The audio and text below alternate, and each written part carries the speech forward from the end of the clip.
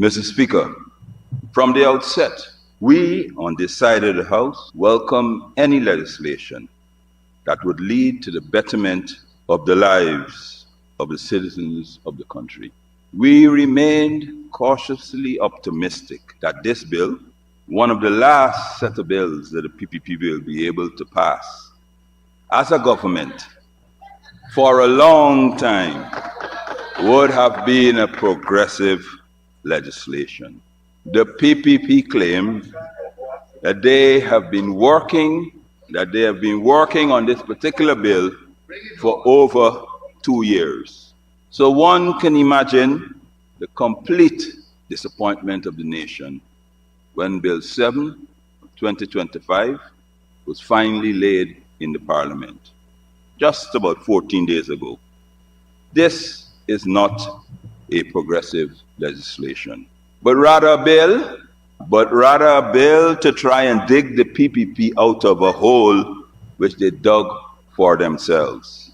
Ordinary citizens were forced to carry the EPA and ExxonMobil Guyana to court for them to enforce contract conditions set by our own EPA, conditions which the courts have upheld. Strangely, the PPP has joined the oil producers to appeal the decision made by the court, knowing full well, Mr. Speaker, that there was a slim chance of a successful appeal against the court's decision, and having no faith in their AG's legal ability, they have now brought this bill in an attempt to neutralize the decision of Justice Kissoon in the successful action brought by Fred Collins and Godfrey White versus EPA and Exxon Mobil. This is similar to the recent bill on acquisitions of lands for public purposes bill, when it was obvious that the courts were willing to uphold the laws. While noting that they had no legal standings, they rushed to Parliament to change our laws rather than to obey the rulings of our court. Mr. Speaker, I see little value in trying to present a case to this Parliament in the hope that the PPP would have a change of heart and do the honorable thing, which would be to send this bill to a select committee that would allow all citizens to have an input into the actions and remedies resulting from an unfortunate incident such as the oil spill. Mr. Speaker, I will use the time allocated to me for the records to address the general public and expose what the dangers are for them with this bill. Since in a very few short months, the public will have an opportunity to express themselves in the most meaningful way by bringing back accountability and transparency to our dear land. So, ladies and gentlemen, Mr. Speaker, this is the PPP that we are about to say goodbye to. Sir, in 2009, the PPP signed a MOU, a forest conservation agreement with the Kingdom of Norway. At that time, the PPP, ladies and gentlemen, was feted as champions of the environment. So much so, the leader of their party was awarded the label Champion of the Earth. Every environmental group was praising the PPP for their tree-hugging ideals. Fast forward 10 years, ladies and gentlemen, new paymasters come along. And the PPP, without missing a beat, would be supporting a legislation against its own citizens which has the effect of providing a safeguard for the same environment which they once championed. 10 years after, new paymasters, they throw away their veil of champions of the earth and their environmental cloak, and now actively went with oil producers to defend a case against parent company guarantees. This, sir, this party that once shouted, "Save the trees," are now shouting, "Drill, baby, drill." And by so doing, telling the producers, if you pollute the environment, they are now saying to these polluters, we have your back. Ladies and gentlemen, we have a government that are willing to sell our country to the highest bidder, irrespective of the consequences to the country. I am sure if some other group with the right money comes along and offers the PPP money to dump toxic nuclear waste in our country, the PPP will say, dump, baby, dump. Once they can see how they can make money for their friends, families, and favorites. That's all they're interested in, money for the boys. This government can be bought by the highest bidder. Ladies and gentlemen, as you all know, this is an election year. Having failed to deliver on several important promises under their management, on their management of the oil and gas sector, they will be rushing this bill through Parliament today. So that when they go on the campaign trail, they can tell their supporters, we delivered on some promises. However, sir, if you look at the PPP manifesto, sir, and I hope you wouldn't ask me to quote the source, you're well acquainted with that, you can see how poorly they have performed. Number one, on the PPP's promise on the oil and gas, and I quote from that book, sir, which you authored, immediately engage the oil and gas companies for a better contract administration and renegotiation. PPP manifesto. Yeah. Soon as they entered office, changed their tune. First, sir, they denied, remember that, Annette? They denied it all. It was even they ever did it. It wasn't denied it was in their manifesto. When we produced it, they now gone on to sanctity of contract.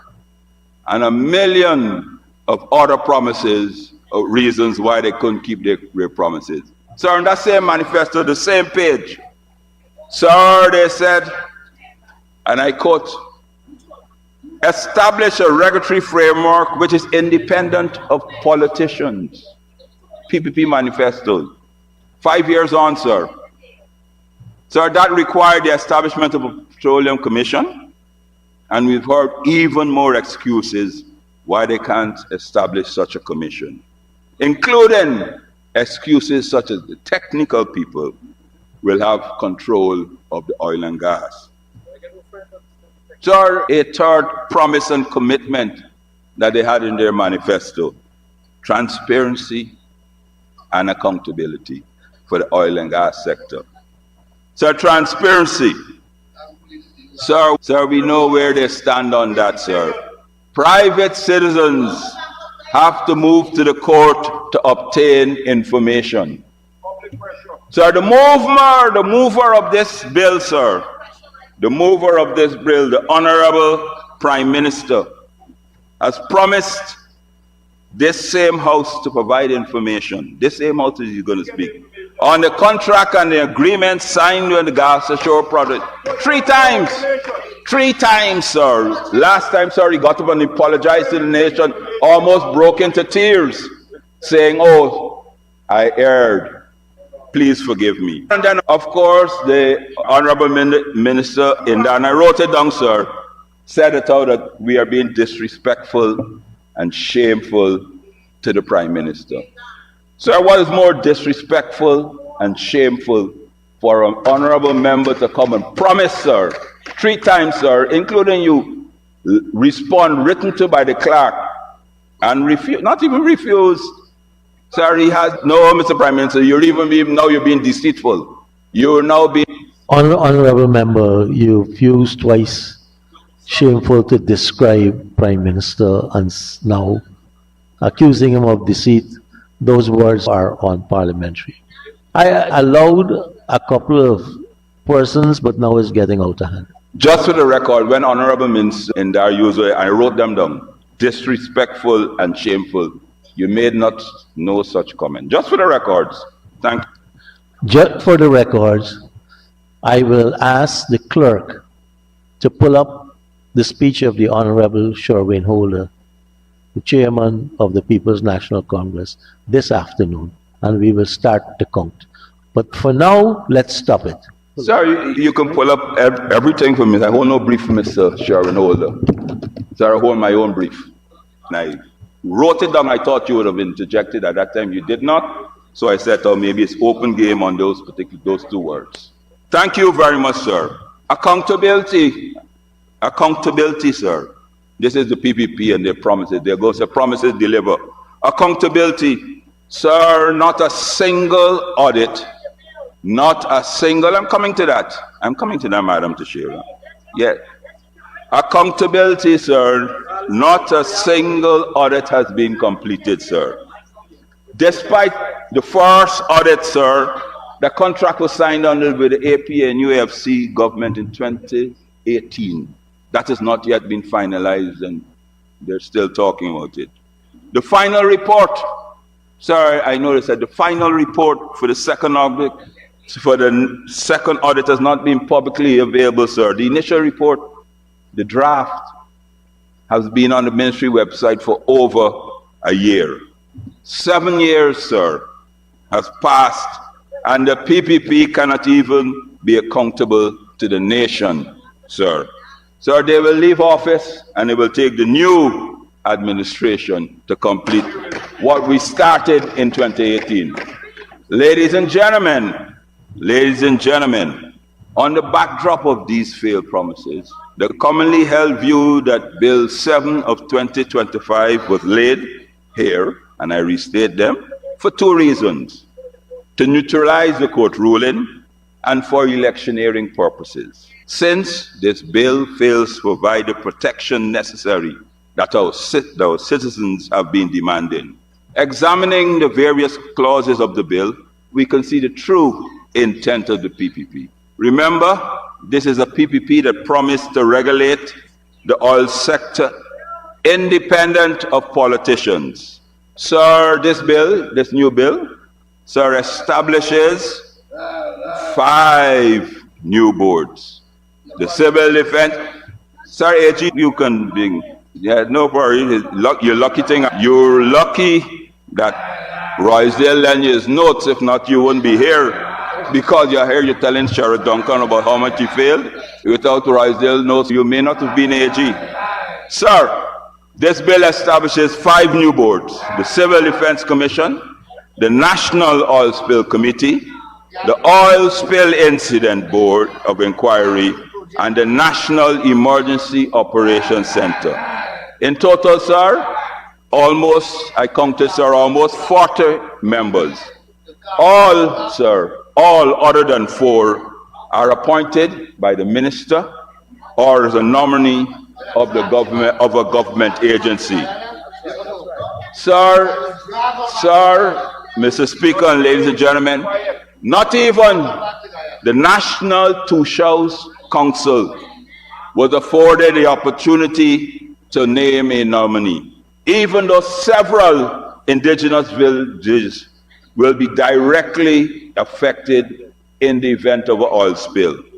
Imagine that the indigenous communities have no voice. Our indigenous brothers and sisters who have been protectors of our forests and coastline for centuries cannot even be recognized now that oil is being produced.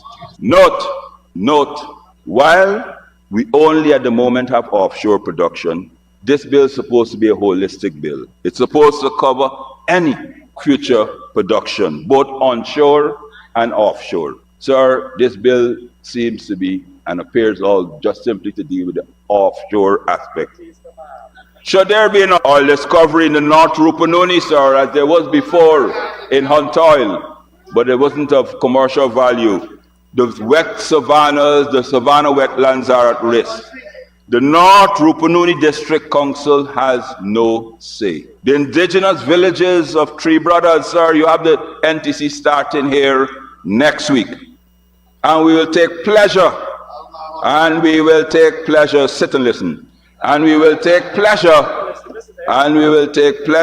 in telling them how you consider them. Sir, the villages like Impotero and Marawana and the Beremy River have no say.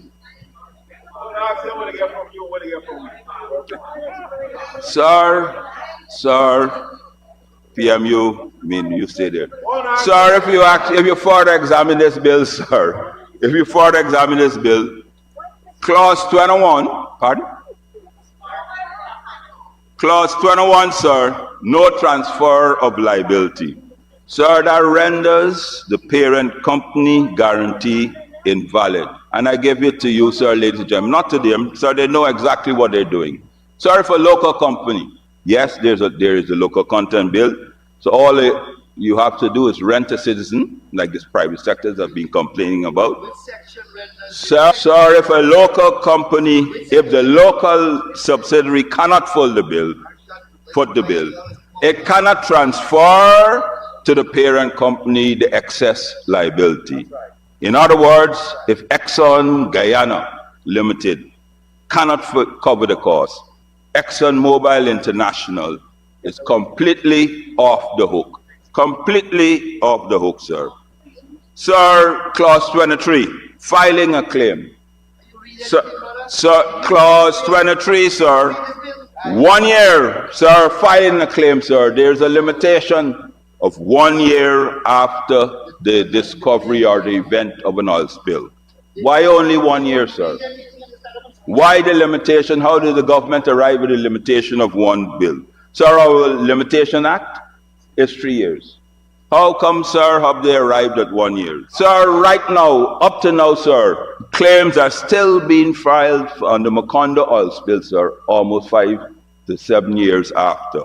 In Trinidad and Tobago, the Honorable Member Shara Duncan raised it, sir. Up to now, the fisher folks, a year after the spill in Tobago, are still able to file claims on the effect of oil spills, sir. 1 year before the board, sir, 1 year before the board, sir. What happens after 1 year? You gotta go to court. Sir, that is exactly the point it is, sir. You're asking, and I'll explain, sir. You're asking our fisher folks. You're asking our fisher folks, sir. Uncle Babu, sir, he has a fishing boat, and a year after now spill, sir, he got nothing to get. No fish are spawning. He realizes, sir, that his livelihood has been decimated. The Honorable AG is saying so he has to carry the mighty Exxon to court.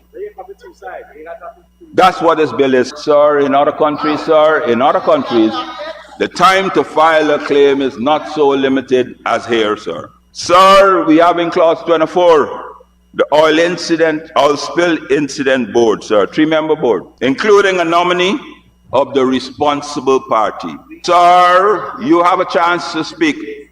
Sir, the polluter or the responsible party is a member of this board, sir. Why not, sir, why have we not established an independent board and let the polluter, everybody else, come to the tribunal and make their claim? What do you think about that, Robinson? Sir, Clause 25.2. The findings and recommendations, sir, from this 3-member board, and I quote, shall not be binding upon the parties. Read the other parties. No, PM, you have a chance, so you can explain to the country, sir, you set up an oil spill incident board, which you include the polluter on it. And then when they come to the finding, you give them 90 days. You say to whoever you discover is not binding on you. So what's the real purpose of the board? What's the real purpose of their finding? And then, of course, you can send now Uncle Babu, you can send him now to go to court. Knowing that out of the way our courts are, he's going to be languishing there for 10 to 15 years. Because, of course, every time you lose, and you will lose, of course, they won't have the same AGs. The chances of success would be greater. But when governments lose, they appeal, and that, sir, is a detriment to natural justice for the poor, suffering persons from pollution, sir. Sir, the AG, of course, will be the AG in Roopsonben, sir. I know the Honorable Roopsonben will be here afterwards, sir. They can try to explain to the country why is that. Sir, claims against surety that can be transferred. Sir, in the oil industry, Mr. Speaker, ladies and gentlemen, it is normal practice towards the end of the useful life of a SPFO or any oil producing, when the oil production reduces to a certain level. Major companies such as Exxon or BP, right now, Lisa 1 is producing at 150,000 barrels a day. When it gets down to 25,000 barrels a day, it is normal practice that they farm it off and they give it to a smaller producer because the overheads for them to keep it going is not profitable. Sir, in that event, sir, you are farming off, and of course the liability when they farm it off, they're off the hook again. And you're giving it, sir, to a small mom-and-pop company who has limited assets. This bill speaks nothing to that. Mr. Speaker, we on this side of the House really did want to support this bill. We would really like to encourage them. Of course, now you know that time is limited on your side. I know it's out of another couple of months you'll be on this side. Well, of course, we will go back to the original Parliament building, sir. Where will the air be? Oh, I'm over there, right there. Who knows, I may be right where you are, sir, and I will do a better job. I will do a better job. At least I'd have respect. At least I will have respect for this August Assembly. When I give my word, I will keep it to this House. There you go, sir. Sir, we would like to encourage you, and we would like to encourage you, sir, and your party to send this bill to a select committee as soon as possible. Obviously. Why? Propose why? Sir, because we can make it better, we can make it perfect. Right now, what you have, sir, is just simply an electioneering trying, sir, to outsmart the courts. Sir, with no, sir, Mr. Speaker, I brought to this motion, to this assembly, an exact same motion that we should have parent company guarantees, sir, and you should hear the honorable members that are now champion, including the AG when he gets up to speak. There'll now be champion guarantees in this bill, sir. But at that time, and I wouldn't even quote it, sir, I didn't know you're allowed to say. But at that time, sir, they said that it's impossible. We're dreaming. They said that we will cripple the industry. If you can remember that, we will slow down oil production. Yes. If we will bring a bill that holds the polluter responsible. We will stop, sir, investments. Nobody will want to come to investment. Sir, it's just like when we proposed direct trash transfers. The same government, sir, one-sided in the mouth said so that it caused inflation, etc., etc. When the people spoke, they immediately brought cash transfers and championed it as if it's an original idea. Sir, they know exactly what they are doing. Sir, the idea, and I will close, sir, the idea behind oil spill legislation is to ensure in the unfortunate occasion, if we do have an oil spill, that it covers and you said that the immediate issues surrounding the oil spill. No one knows. I heard the Honorable Minister of Natural Resources waxing lyrically about the stack, which literally is just a plug. Simple plug. You look confused. It's a plug. You look confused. It is PM. So he's waxing lyrically about that. So the idea is, why we on this side of the House and why citizens carry the court. It's not the simple question of cleaning up the immediate pollutant. there's long-term detrimental effects that we have to mitigate against. Sir, that is not immediately visible. This government, sir, has promised that they will do a survey on our livestock, on our fishing stock, sir. A baseline survey. Not done. Sir, they've not done, sir. I'm just telling you what all the things you can do that you haven't done, sir. They've promised, sir, of course, as always, they promised that they would do the Petroleum Commission. Not done. Sir, they promised that they will do a gas to shore and it will be up and operational in the end of November. Not done. Sir, they promised us a bridge that it would be completed last year. No, sir, it's supposed to be since 2024, a year ago. Not done.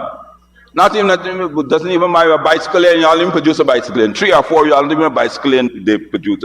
So they promised the citizens, and they promised the citizens of Bamia that they'd have a school completed. Not done, sir. Sir, next month, sir, they promise the people in Bellevue that they have a pump station. Not done. Sir, they promised us that how they would have the Linden to Lethem Road completed. Sir, no, they never promised us that. Come, don't be done. I will stand up and defend the PM always. Never promised us the proper PM. Sir, on that, thank you very much for reminding me. Sir, in closing, the minister made a mention about GPL, and he made mention about the barge that this oil spill in Tobago. And I have it here, sir. Sir, the exact same company, sir, and let me put this here, sir, just so Mr. Indari is not here, but I'm sure he'll go back. So the exact same company, hold on there, the exact same company, sir, that transported, allegedly, the fuel for GPL, who when the ship went aground and those things, GPL said that they don't have it. So the exact same company, sir, is still carrying fuel for GPL. But here's the crook, sir. The fuel, facts in order, I have it right in front of me here, so. Sir, and if you want, you can challenge me. No, you can challenge me to name the principals publicly. Challenge me, PM. No, I'm not laying to. Challenge me publicly now to name the principals of the fuel supply company. No one challenging me. Name the principals of the fuel. Sir, the fuel is so poor and so dirty. Right now, I'm telling you, sir, of last week, sir, the plants in Kingston are down. They're dirt. That is why the 36 megawatt plants in Kingston are down. Sir, the engineers said never in the history of GPL have they received such dirty fuel. And sir, all GPL is telling them to do is to buy new, injectors. But here's the crux of the matter, sir. The owners of the power ship, and you can get up and challenge me anytime. Oh, PM, you can get up, you're getting up here. Remember we're streaming live. And remember, you can challenge me. The owners of the power ship have refused to accept the fuel. Wow. They haven't, and instead of them breaking the contract, sir, they're continuing with that. And that is what prompted the owners of the power ship, sir, to say here now, we don't want y'all dirty fuel, we want natural gas. PM is there, the PM is getting up there to speak on it, sir. So, and I only brought that up, I wasn't going to mention it here, sir. I was not going to, but the honorable member in there, Nancy waxed lyrically about it. Sir, in closing, sir, instead of asking, in closing, sir, we would implore you, PM, regain some of your once admirable qualities. Implore your colleagues to send this bill to a special select committee, sir, and so that we can have a bill which we're all proud of to protect our environment, because this environment is not a PPP, AFC, or APNU's environment. This environment, this country belongs to all of us. Sir, with those few words, sir, I must say quite Sadly, I cannot support the bill in this form. Thank you.